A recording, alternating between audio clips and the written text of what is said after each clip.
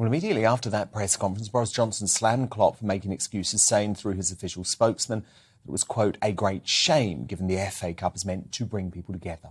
But do you agree with the PM? Was Jurgen Klopp wrong to defend Liverpool supporters booing the national anthem? Let me know your thoughts. Dan at gbnews.uk. We've got a poll too at GBNews on Twitter. The results shortly, but to help me make your mind up, I'm joined now by former professional footballer Dean Windass, human rights campaigner Peter Tatchell, and the former England goalkeeper Peter Shilton. Peter, what did you make of this booing? And also specifically, Klopp's reaction to it. He seemed to defend the fans. Yes, and I wasn't at the match, but obviously, I've seen the recordings, and to me it was terrible. It's our national anthem as a country, and Prince William, is there. He supports a lot of charities and football in particular, and it was the wrong time and the wrong place, occasion to make that as they did. The fans. I was just totally surprised as well because, when I was always associated in playing, you go to Anfield and the fans were superb.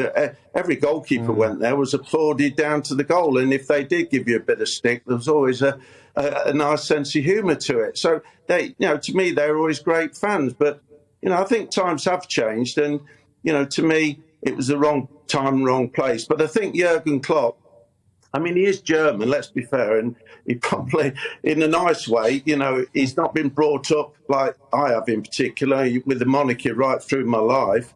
It doesn't, he said he was disappointed, but he tried to say that, he supported the Liverpool fans, but I think he was wrong in doing that. Dean Windass, you've obviously been in that moment at Wembley where you've got the tens of thousands of people around you singing the anthem. Could you understand it at all? Could you understand the boozing? Could you understand Klopp's reaction?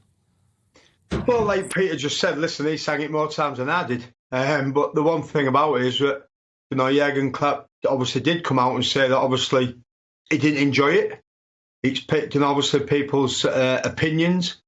But for me, I just think that obviously, listen, there's enough going on in the world that we read and listen to every day that, in my opinion, I think if you don't like whatever's gone on in the past with the Hillsborough or whatever, which is a great shame and you can't change that now, is that a situation where, listen, if you don't want to sing it, that's your opinion, and it was the minority maybe. It wasn't every Liverpool fan.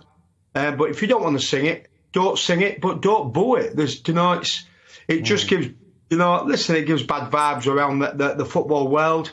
But listen, it's a great shame because, FA Cup, I just missed out on the FA Cup. I'm sure Peter played in many FA Cup finals, but listen, it's a great occasion, and it's obviously just get dampened by the... And you're not a massive monarchist, are you, Dean? You're not obsessed with the royal family or anything. You just say that as a proud Brit. Yeah, listen, I'm not a royalist, but the trouble, I'm not against it. Every time I have obviously been in that situation, I've sang it. Because I'm proud. I'm proud to be English, and the one thing about it is that everybody's got, like Peter said, everybody's got different opinions. Jurgen Klopp hasn't actually come out and says, well, I agree with the Liverpool fans. Like Peter just said there, he's German. I don't know if he sang that at the beginning of the game. I never saw him singing it. If he did, fair play. If he didn't, that's his opinion. But if you don't like it, don't sing it, but don't boo it, because it just sends off bad vibes. Peter Tatchell, you disagree with that, don't you? Well, first of all, Jurgen Klopp did not defend the Liverpool fans. He said a majority of the fans were wonderful. He wasn't saying their actions were wonderful. And in fact, he actually said he did not enjoy what they did. So I think to blame Jurgen Klopp is really unfair, and that is just plain wrong. The other point I'd make is that in a free society, people have a right to applaud and cheer the national anthem or disagree. And that is what the fans did. And, what I find really astonishing about this whole story is no one has reported interviews with the fans about why they did it. We're all sitting in judgment without ever hearing why the fans booed that night. And I think until we know that, it's very difficult to pass judgment. But we know why. I think there's better ways to to make protests, than a cup final in a stadium where it's a great occasion.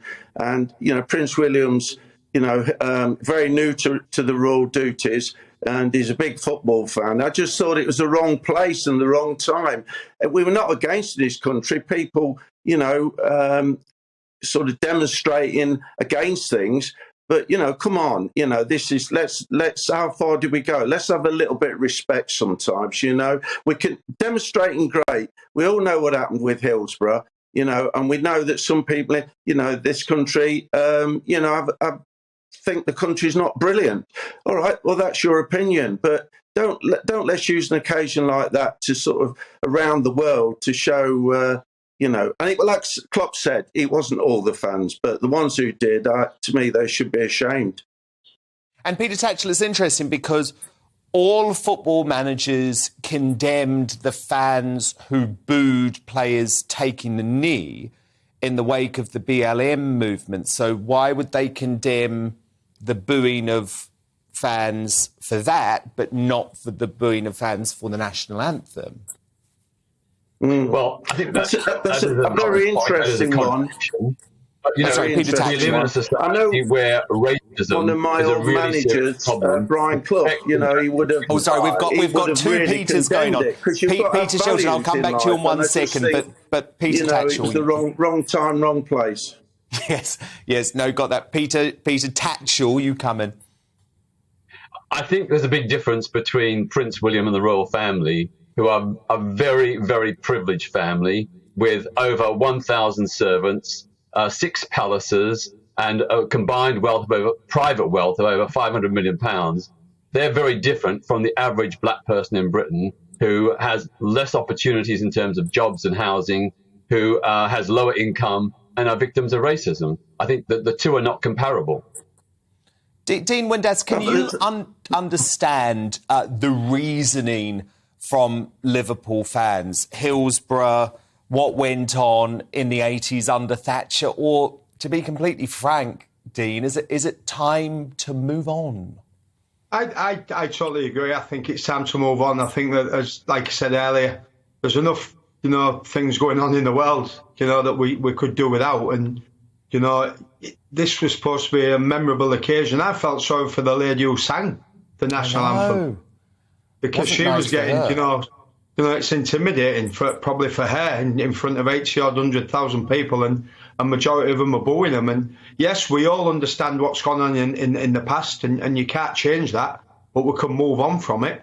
But like, as you say, and I agree with Peter, is that, Jurgen Klopp didn't come out and say, I agree with the Liverpool fans. Obviously, he was disappointed, and maybe he could have chose his words a little bit differently. But the one thing about it is that, listen, there's no need for it. There's just no need. And listen, it's okay for us because we're not Scousers. And, the one thing about it is that everybody's got different opinions about life and what's gone on. We've all seen the Hillsborough disaster. We've all seen the Margaret Thatcher thing in years when I was a little boy. But listen, I think that, let's put it to bed. Let's move on with our lives. And listen, we're watching scenes, where it was just an absolute disaster. And I remember watching the game against Nottingham Forest and Liverpool, and it was a massive shame. But, it's unfair. I think it's unfair on the Royals. But as you say, we've just got to move on from it now, I think. Yeah, but Peter Tatchell, no one is ever going to forget the Hillsborough disaster. Of course not. It's a huge stain on this country, and it will be forevermore. But does there come a time, Peter, when Peter Tatchell, when the Liverpool fans have to understand that it happened a long time ago, and it's not appropriate to boo consistently because of something that happened decades earlier? Well, I think you'd have to ask people from Liverpool that, but I can understand, given that the Hillsborough tragedy has not yet been finally resolved, that basically a lot of people got away with it. People who had responsibility, some of them got away with it. I can understand the sense of grievance that the Liverpool fans feel. And, I remember going to Liverpool in the 1980s during the Thatcher era, and the devastation visited upon that city. It wrecked families' lives. It put so many people on the dole queue, good skilled workers were like put on the scrap heap.